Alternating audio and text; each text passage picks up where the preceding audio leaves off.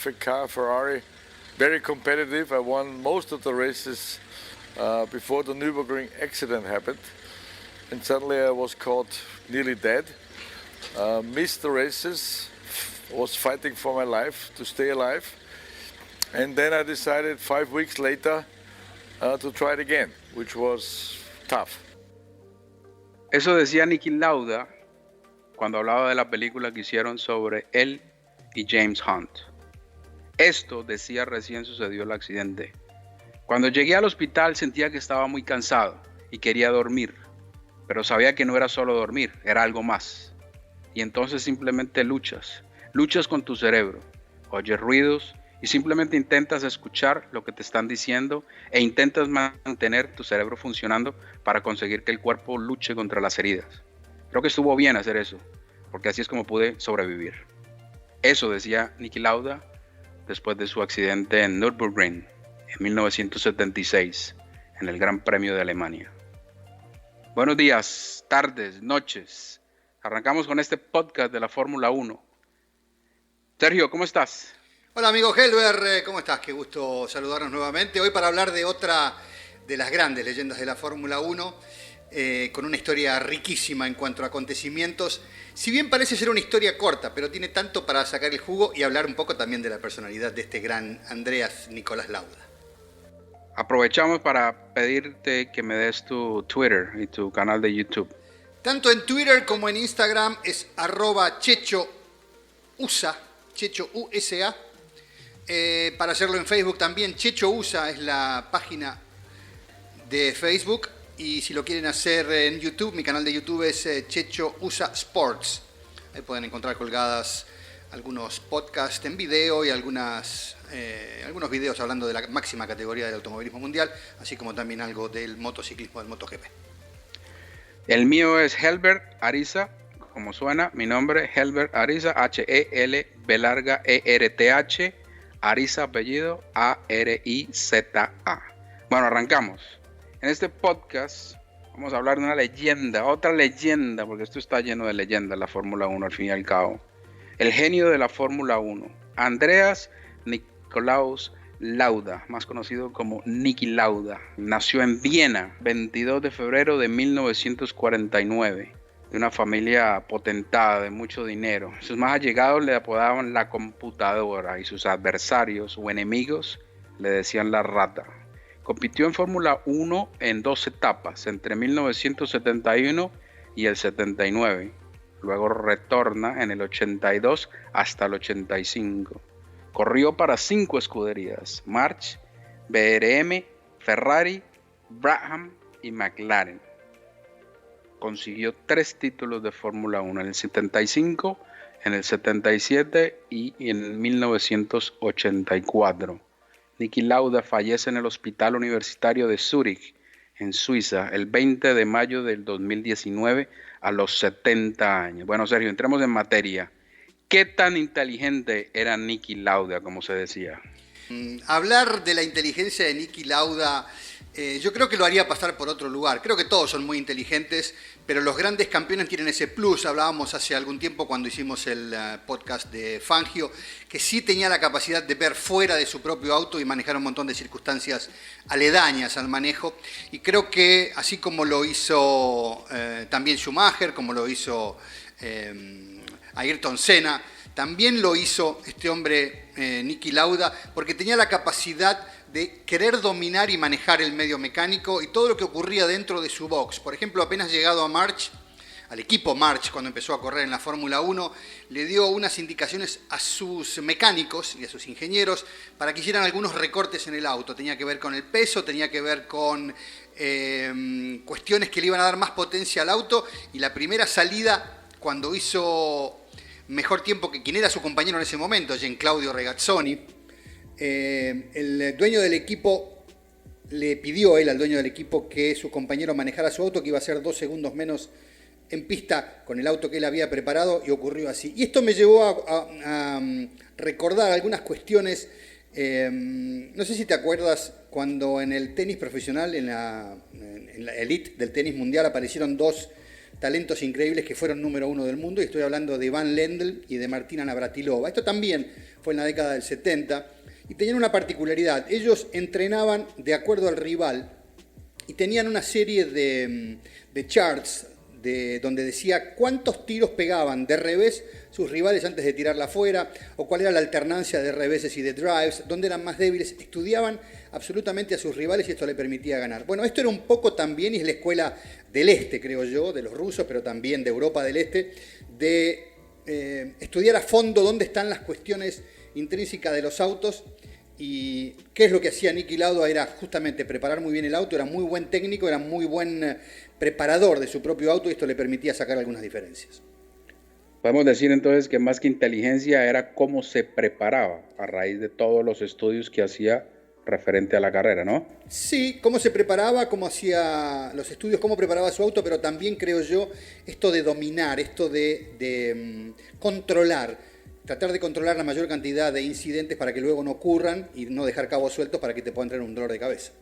Bueno, claro, y de ahí el apellido, el moquete que le decían la computadora, porque se estudiaba todo de la A a la Z, quería aprender, quería saber de todo. Bueno, ¿crees que con el accidente, al inicio del podcast, leíamos algo que Niki Lauda dijo, recién le sucedió el accidente?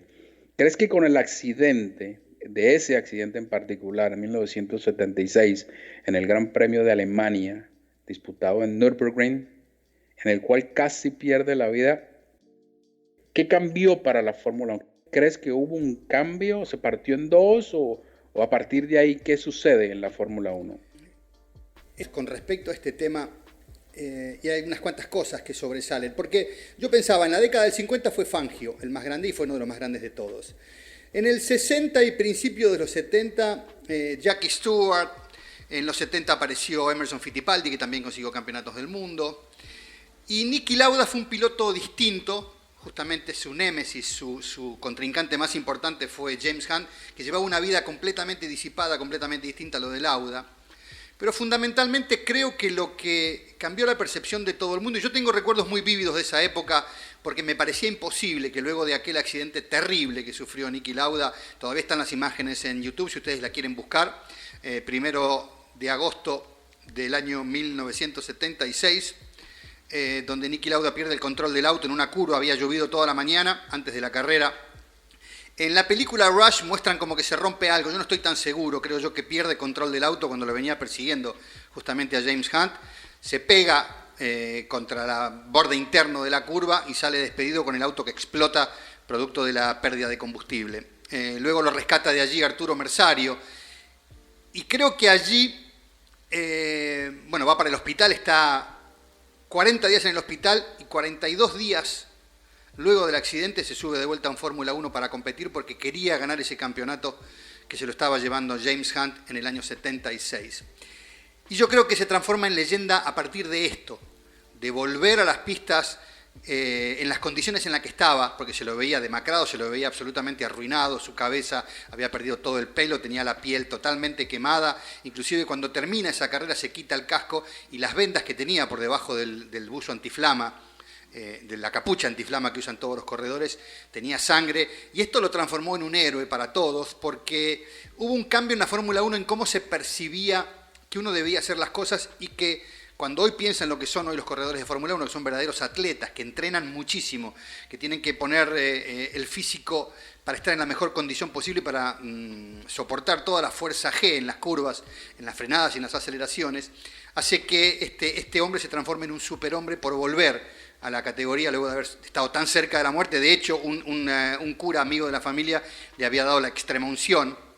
Y en la película lo muestra muy bien, porque estaba su esposa por allí, y el médico viene a decirle que se había despertado y dijo que había conversado con el diablo y había vuelto, que todavía le quedaban por correr algunas carreras. Así fue que se despertó y a los 42 días estaba corriendo de vuelta en Fórmula 1. Mencionabas la rivalidad entre Niki Lauda y James Hunt en la Fórmula 1 en los años 70. Ese era el gran atractivo que tenía la Fórmula 1 precisamente en esa época. Ahora, hablamos de un Niki Lauda que era dedicado de lleno al 200% a la Fórmula 1, y por el otro lado tenías a un James Hunt que le gustaba más la noche, le gustaba más la rumba, le gustaba más las mujeres, el trago, bueno, los vicios pues de la noche.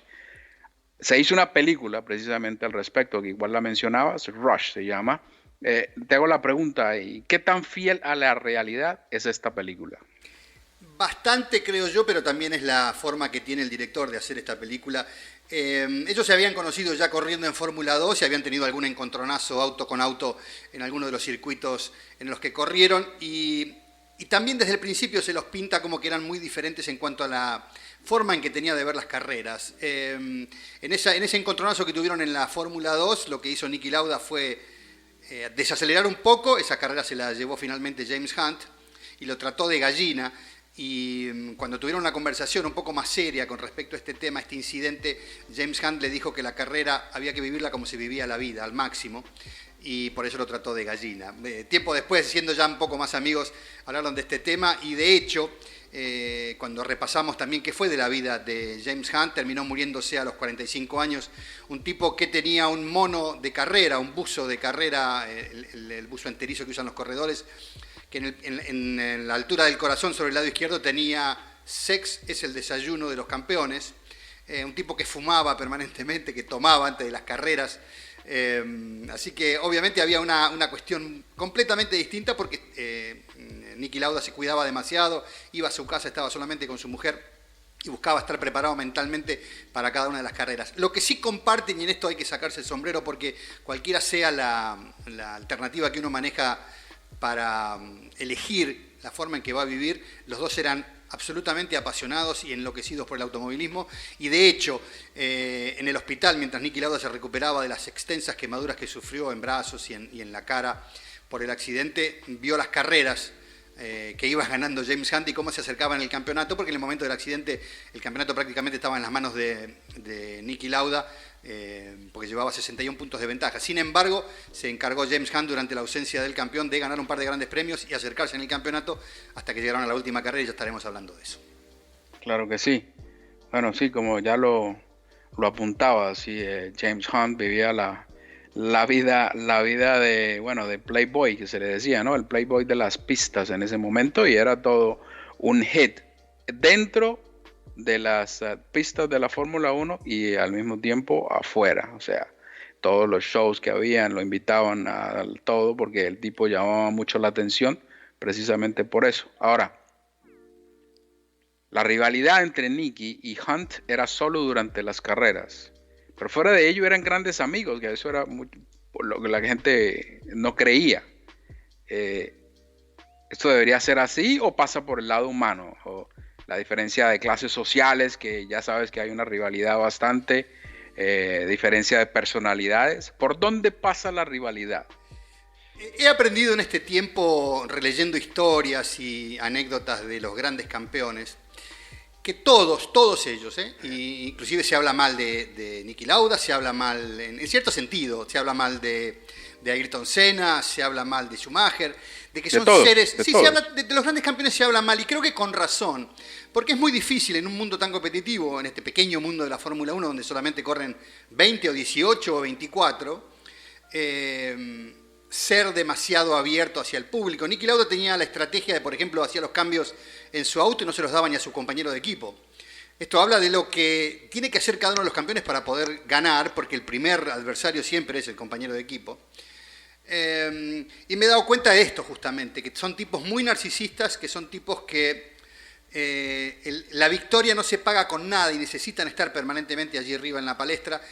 Pero también he aprendido, viendo un poco y viviendo el mundo de la Fórmula 1 como me ha tocado, que los pilotos y en realidad cualquier grupo de gente ante una adversidad bastante complicada como es el riesgo de vida cada vez que se suben a los autos, tienden a tener un espíritu de cuerpo que no existen en otras actividades. Veo a los corredores de MotoGP, son todos muy unidos, uno lo puede ver en las conferencias de prensa, y con la Fórmula 1, más allá de las rivalidades y las broncas que hay, porque realmente hay muchas broncas, porque justamente se tiran el auto encima a 300 km por hora, van al roce permanentemente, van a correrlo al otro para ganar una posición, y esto hace que el riesgo de vida siempre esté presente. Pero también son terriblemente unidos porque viajan durante 300 días al año, todos juntos. Se encuentran en cada reunión, se encuentran en cada fiesta, se encuentran en cada prueba de clasificación, en cada prueba libre, en las presentaciones. La verdad que es un equipo relativamente chico, a pesar de que hay tanta gente trabajando, y por eso es que tienen tanta amistad o que son tan unidos. Claro que sí, y precisamente veía una entrevista que le hizo el hijo, uno de los hijos de Hunt a Niki Lauda, y hablaban de eso, de cómo era la rivalidad, y Niki Lauda decía, sí, existía una rivalidad, y la rivalidad era una rivalidad sana dentro de las pistas, por fuera era otra cosa. Obviamente tenían sus personalidades diferentes, que eso lo hacía un poco más atractivo, ¿no? Niki Lauda era un poco más tímido, reservado, mientras que el inglés, siendo inglés, era más abierto, era más, ¿no? Le gustaba más los chistes, exactamente. Ahora, volviendo con el tema de la rivalidad, al existir la rivalidad entre dos personas o equipos, esto lleva a muchas cosas.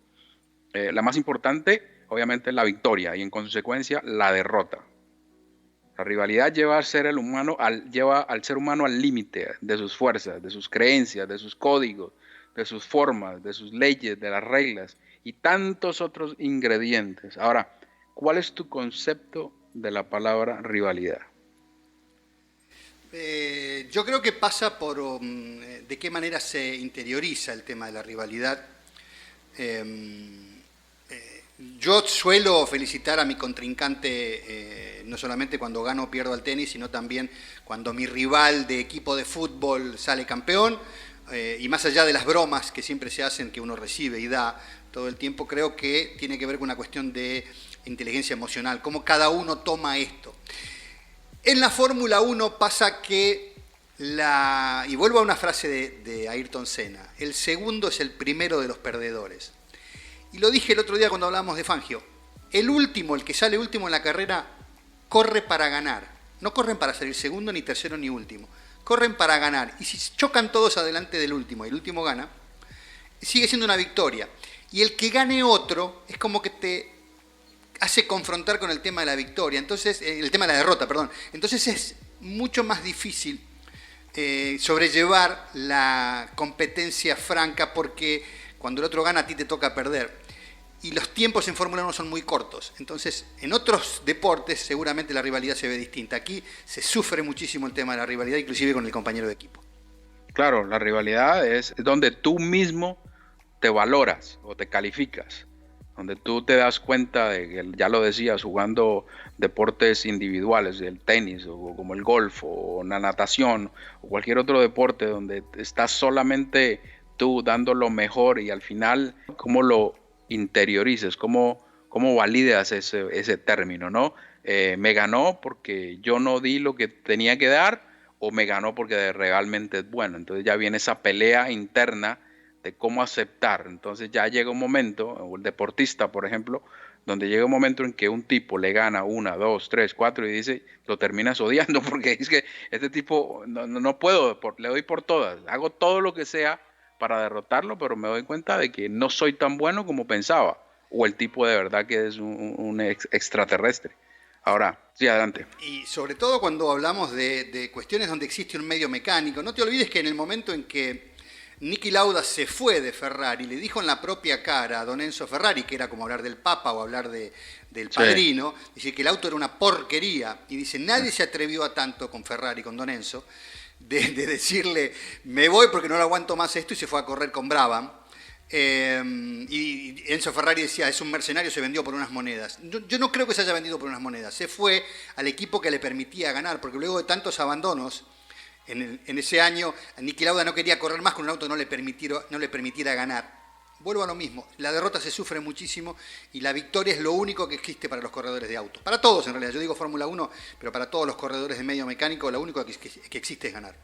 Sí, volviendo al tema de la rivalidad, es algo también interno, no solamente con la persona, sino ya cómo lo manejas tú, ya solo, ya analizando, haciendo el post-mortem del juego, de la carrera o de todo lo demás en tu vida. Ahí es donde interiorizas, o sea, vienes a pelear contigo mismo, a analizar qué hiciste bien y qué hiciste mal. Bueno, Sergio, dame tu Twitter otra vez y la cuenta de YouTube, por favor. Checho USA en Twitter e Instagram, Checho USA Sports en YouTube, y en Facebook Checho USA, la página para ver los podcasts, para ver los distintos videos y todas las noticias sobre la Fórmula 1. La mía, bueno, a ver, en Twitter tengo @Helbert Ariza, HELBRTH, apellido Ariza, ARIZA. Hablemos un poco de los inicios de Niki Lauda, Sergio. Él empieza su carrera en la Fórmula V en 1968. Fórmula V, es V corta EE. ¿Qué es la Fórmula V? Es lo que sigue después de los karting. Todavía se sigue corriendo este tipo de competiciones en Europa. Esto se creó después de la Segunda Guerra Mundial. Originalmente eran autos con mecánica Volkswagen. No se podían tocar los motores. Eran autos que pesaban alrededor de 400 kilos y andaban a 150 kilómetros por hora. Es una categoría formativa.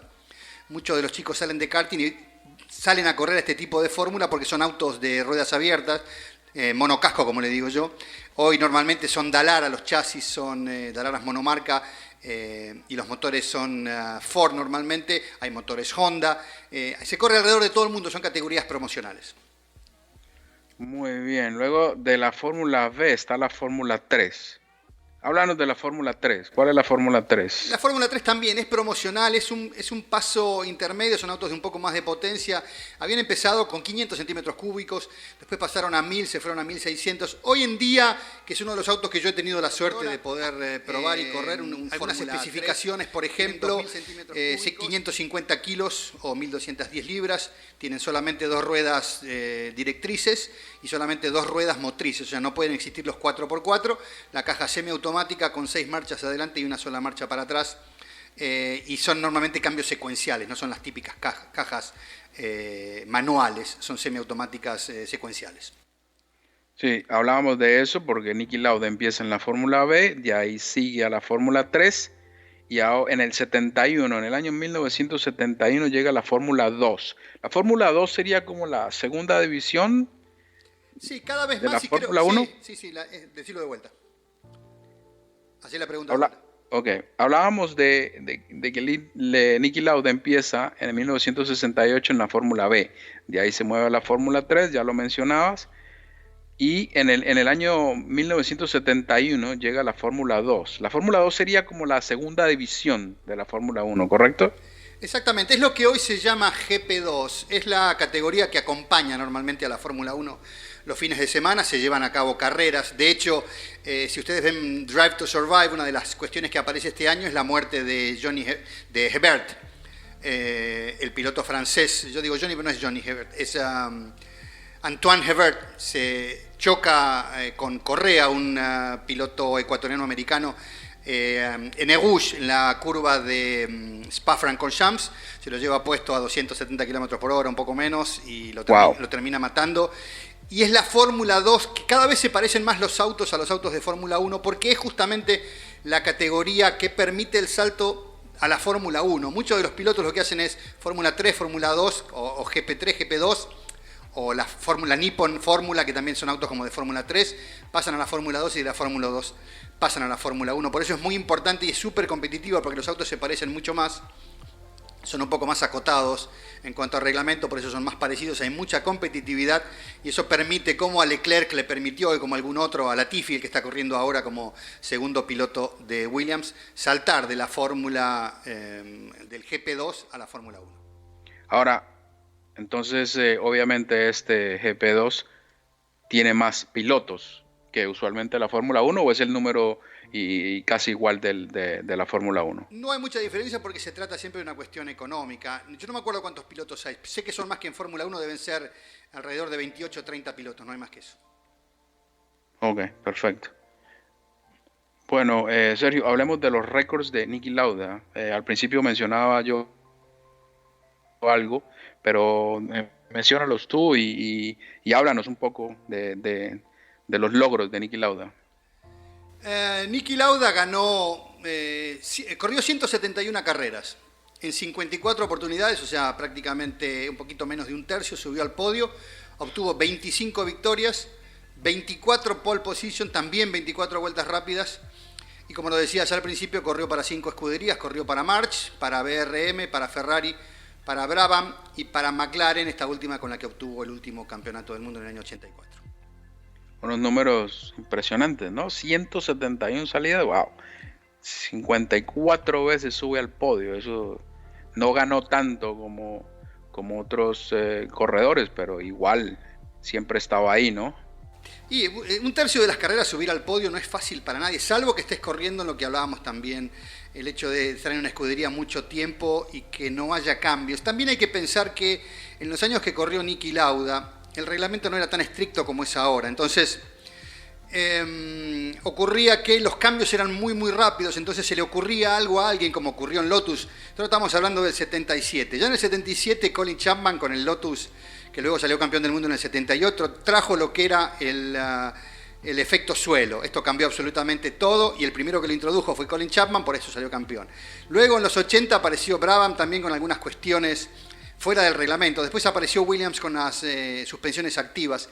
Todo esto se fue prohibiendo y hacía que el que traía la idea se transformaba en el líder por ese año y después desaparecía porque se lo limitaban al auto o prohibían directamente esa tecnología. Entonces fue una década, unos años de muchísimos vaivenes, que era muy difícil mantener la competitividad. Ahora las reglas son mucho más acotadas, tiene que ver, por ejemplo, ahora llevamos 6 campeonatos, tanto de pilotos como de constructores, para Mercedes, y nos damos cuenta que tiene que ver con el reglamento y con la cantidad de dinero que ponen. Hoy el más desarrollado es Mercedes, por esto sigue ganando, y los que siguen con más dinero atrás son Ferrari y Red Bull, y son los que siguen también en la tabla de puntuaciones. Entonces está claro que no se puede salir del reglamento para nada, entonces esto hace que triunfen los que tienen un poco más de dinero y un poquito más de desarrollo sobre las mismas cuestiones que los demás no pueden afilar tanto. Muy bien, volviendo al tema de Niki Lauda, del accidente de Niki Lauda específicamente, ¿tú crees que el accidente que tuvo en 1976 en el Gran Premio de Alemania influyó para que él se volviera más cauteloso y por consiguiente no arriesgar mucho más de lo que antes lo hacía? Yo creo que eso puede haber sido momentáneo. Siempre digo lo mismo, cuando me ha tocado relatar alguna carrera de MotoGP, veo cuando un piloto va al piso, siempre digo, cuando uno viene, y me acuerdo de un accidente en Australia, justamente en Phillip Island, uno de los pilotos colisiona con la parte de atrás de la moto de Marc Márquez y a la velocidad que venía, alrededor de 270 km por aire, 270 km por hora, queda prácticamente en el aire y se arrastra como 200 metros por la pista hasta que se detiene. No le pasó absolutamente nada. Y yo siempre digo, la cuestión no es esa, es volverse a subir a la moto la carrera siguiente o la práctica siguiente. Como cuando uno se sube a un avión y tiene un muy mal vuelo. El tema no es ese vuelo, porque ya estás arriba del avión. El tema es volverse a subir para hacer el viaje de regreso.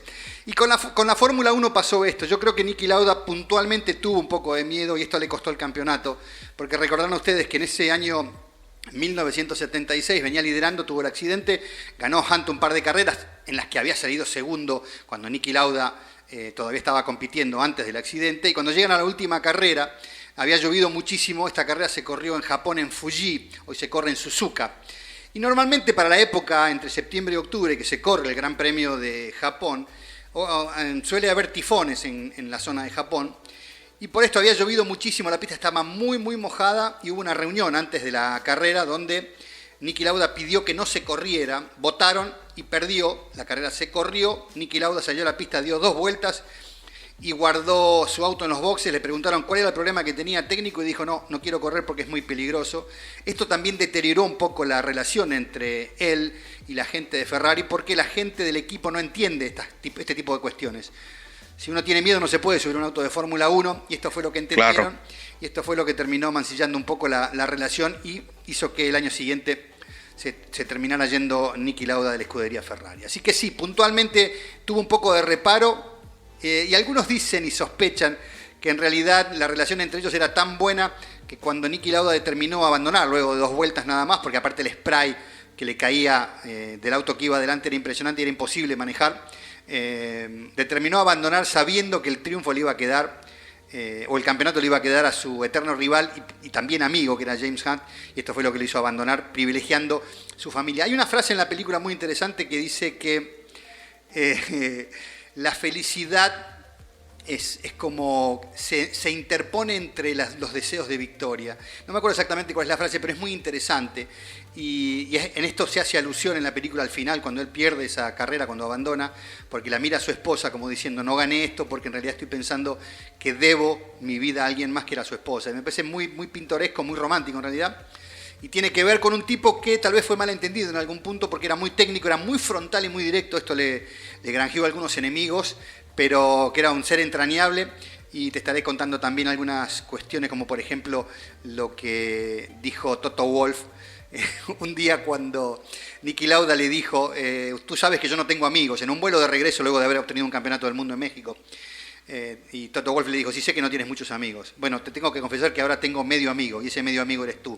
Y se reían juntos y cuando fallece Niki Lauda el año pasado, en mayo del 2019, Toto Wolff fue uno de los más golpeados porque sintieron que se había ido una persona realmente que había sido de mucho provecho y un tipo entrañable a pesar de que era tan duro y tan frío, ¿no?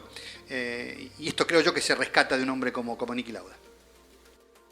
Esto dijo Niki Lauda sobre las ayudas electrónicas. Los Fórmula 1 actuales podrían pilotarlos hasta un chimpancé. Ahora la pregunta, en la Fórmula 1 el motor es pieza fundamental para el piloto. Es decir, sin motor no hay piloto y sin piloto bueno no hay motor que alcance. Ahora, la pregunta para ti específicamente, si Niki Lauda hubiera tenido mejores motores o escudería, ¿hubiera sido el mejor de todos los tiempos? De todos los tiempos, no de su época. Voy a ser taxativa y yo creo que no. Yo creo que fue un gran campeón, fue un tipo que marcó una época, justamente por esto que decíamos, de ser el más técnico, de ser el mejor preparado, y de allí, a partir de allí, cambió esto de que los pilotos se prepararan más. Pero no creo que hubiera sido el mejor. Creo que era muy aplicado, que era muy bueno, pero le faltaba ese toque mágico que, por ejemplo, tuvo Ayrton Senna. Así que creo que no tiene que ver con el motor o con la escudería, sino con la forma conductiva. Y si bien se transformó en Superman luego del accidente y la vuelta tan rápida, creo que como piloto no habría alcanzado ese lugar de ser un monstruo o el mejor de todos. Fue un gran piloto, consiguió 3 títulos del mundo, pero inclusive no hablamos de Prost, que consiguió 4, con lo cual, si es por méritos, creo que la marca de toda la cuestión de Niki Lauda tiene que ver con el accidente y con la vuelta que fue que estremeció a todo el mundo y el valor con el que volvió. Por eso también cuando me preguntabas hace unos instantes sobre el tema de si uno tiene miedo o no tiene miedo, volver como volvió para salir campeón del mundo luego de ese accidente... sí, brutal, el tipo una bestia, sí, exacto. Uh-huh. O sea, nadie más lo pudo haber hecho, que por eso mismo le decían la computadora, ¿no? Cambiamos de tema. ¿Vamos a clase, te parece? Vámonos. Pero antes, vuélveme a mencionar tu cuenta de Twitter y tu cuenta de YouTube, por favor. Twitter y también la cuenta de Instagram, @Checho, CHECHOUSA, Checho USA, y YouTube, Checho USA Sports. Muy bien, la mía es @Helbert Ariza, mi nombre, HELBERTH, Ariza, ARIZA. Bueno, a ver, la primera pregunta, Sergio, para instruir a nuestros amigos. ¿Qué es aquaplaning? Es una pregunta interesante y no ocurre solamente en la Fórmula 1, ocurre en todos los ámbitos de la conducción de autos. De hecho, me acuerdo de un accidente recordarás también, Herbert, de Diego Bonanote, un jugador, un número 10 que tenía el equipo de River Plate en Argentina, que venía por la ruta, encontró un charco de agua, su auto resbaló sobre la superficie del agua y iba con 2 amigos que se mataron en ese accidente. El único que no se mató fue él y lo acusaron de muchísimas cosas. Tuvo que dejar el fútbol argentino porque lo hostigaban mucho las hinchadas, tuvo que irse a jugar, creo que fue primero a Europa y luego fue a Chile donde sigue jugando. El aquaplaning es entre el asfalto y la rueda del auto, tiene que haber un máximo contacto. Cuando hay agua acumulada, este contacto desaparece y el neumático resbala sobre la superficie del agua sin romper la tensión superficial. Esto es muy interesante. Me acuerdo de una foto de Michael Phelps, o más vieja todavía, de alguno de los campeones, Nicolau, creo, un campeón argentino de natación, que se lo veía nadando y el tipo tenía la cabeza fuera del nivel del agua. Sin embargo, todavía estaba todo su cuerpo cubierto con agua. Esto quiere hablar de la tensión superficial entre las moléculas que forman el agua, el hidrógeno y el oxígeno. Se forma una estructura muy fuerte que hace que no se rompa tan fácil. Y a las velocidades que vienen los autos, si la rueda no está bien apoyada, van para afuera, el auto pierde absolutamente, como estar arriba del hielo. Y si no, fíjense la carrera de Hockenheim del año pasado de Alemania, que fue lo que pasó con algunos pilotos, como con Nico Hülkenberg, piloto local, lo que pasó con Valtteri Bottas, que rompió también su auto. Había un poco de agua en la última curva antes de la recta, se fueron afuera varios autos. Esto tiene que ver con la tensión superficial del agua. Muy bien. ¿Qué es el chicane? La chicana, es una palabra francesa, chicane, es la forma que han encontrado, y la tienen muy palpable en Monza, en el circuito de Monza. Al final de la recta está la primera chicana, después hay dos más, que tiene que ver con que normalmente eran pistas de mucha recta, donde los autos agarraban mucha velocidad. Era difícil sobrepasar y agarraban demasiada velocidad y sufrían mucho los frenos luego cuando había que frenar. Entonces lo que se hace es poner una chicana es una S, curva derecha, curva izquierda o al revés, normalmente es derecha-izquierda, para que el auto baje un poco la velocidad y hacerlo un poco más difícil. ¿Qué es el paddock? El paddock es la tribuna, si se quiere, o el espacio que está por encima de la calle de los pits y el que reúne a la mayoría de las personalidades de la Fórmula 1 y del jet set. En realidad, no se olviden que la Fórmula 1 está ligada al jet set y al mundo del dinero, donde se hacen todos los negocios que tienen que ver con las empresas y con la Fórmula 1, paso de pilotos, publicidades, acuerdos, todo se hace en el paddock, botellita de champán de por medio. Muy bien, o sea, un lujo estar ahí, un VIP. No es para todos, no es para todos. Muy bien. ¿Para qué sirve un stint largo? Stint se le llama al tiempo que un piloto está utilizando el mismo setup o el mismo juego de neumáticos. Normalmente se hace cuando se corren las carreras, están obligados a utilizar dos tipos de neumáticos, ustedes lo saben. Entonces se larga con el neumático que usaron en la Q2, en la clasificación número 2. Los 10 primeros largan con el neumático que hicieron en la Q2, porque esto les da la posibilidad de largar bien adelante y hacer una diferencia. Y luego poner un neumático un poco más duro, y ahí es el stint largo. Tratar de estar mucho tiempo afuera para que cuando los rivales paran a cambiar neumáticos ellos puedan ganar posiciones en la pista a partir de la parada de sus compañeros. ¿De cuánto tiempo estamos hablando con el stint y el stint largo, más o menos? No de tiempo de vueltas, sino de cantidad de vueltas. Un stint corto hoy en día, un neumático súper suave, dura alrededor de 17, 20, 25 vueltas, 30 en el mejor de los casos. Las carreras son de 60, 70 vueltas. Y un stint largo son neumáticos intermedios o neumáticos duros que pueden durar hasta 40, 50 vueltas. Siempre en el mejor de los casos estamos hablando de un buen rendimiento de los neumáticos. Pero en tiempo, ¿cuánto es más o menos para tener una idea? Si una carrera dura 2 horas, un stint de 1 hora es un stint largo. Ok. Entiendo, ok. ¿Qué es el Parc Fermé? Parc Fermé se le llama al momento en que los mecánicos dejan de trabajar en los autos y los sacan a partir del día siguiente para trabajar y para ponerlos para la carrera. Terminada la clasificación, los autos van a Parc Fermé, donde son revisados técnicamente, tienen sellos por todas partes que la FIA, la Federación Internacional del Automovilismo, revisa. Tienen, se llama parque, quiere decir parque cerrado. Los mecánicos tienen un curfew, no pueden tocar los autos durante 8 horas, eran ahora, se pasó a 9 horas y hasta el día siguiente no se pueden tocar. Si piden permiso, si tocan los autos, sufren penalidad al día siguiente en la carrera o al día siguiente en la clasificación. Muy bien, ¿qué es el shakedown? Shakedown normalmente lo utilizan algunos para hacer pruebas, aunque normalmente se llama shakedown. Es presentación para la prensa de algunos. Cuando salen los nuevos autos cada año, se hace un shakedown para la prensa, que es para que los fotógrafos y las cámaras vayan mostrando los autos. Se hacen algunas vueltas sin exigencia máxima, simplemente para mostrar, pero también se prueban algunas cuestiones normalmente aerodinámicas. Muy bien, perfecto. Entonces, cualquier pregunta que tenga nuestros seguidores, que vayan a Checho USA directamente para hacerte las preguntas, ¿no? ¿O en dónde más? No, por supuesto, lo pueden hacer a través de Twitter, a través de Instagram, las preguntas en Facebook, en Checho USA. Lo pueden hacer, estaremos más que gustosos. Y si tienen alguna historia que quieren que contemos en los podcasts o que hablemos de técnica, se me ocurrió hace un rato que podríamos hacer algún podcast Porque la gente realmente no sabe qué es lo que ocurre por debajo del auto. Todo el mundo dice, vos sí, el motor o el piloto. Hay tantas cuestiones que se manejan en un auto de Fórmula 1, tantas cosas que ocurren al mismo tiempo y que sirven para una, dos y tres cosas, que sería interesante hacer un podcast hablando de qué es lo que pasa en la cuestión aerodinámica, que es tal vez hoy más importante que todo lo que tiene que ver con los motores. La reflexión del podcast, Sergio, ¿cuál es el legado de Niki Lauda?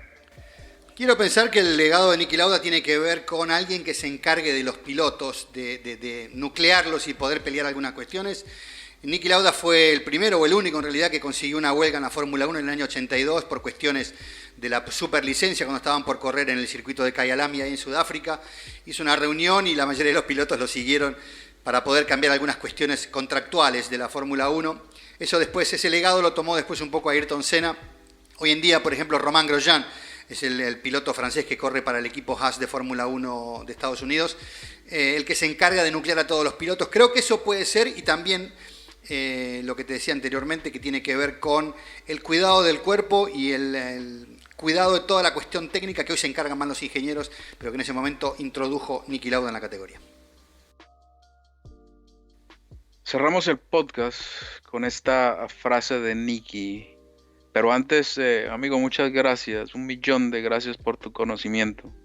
Al contrario, gracias a ti por esta nueva chance de poder contar lo que uno ama tanto como es la Fórmula 1 y el mundo del motor. Y seguiremos aquí hablando de todo lo que tiene que ver con la Fórmula 1, la velocidad, los motores y los pilotos.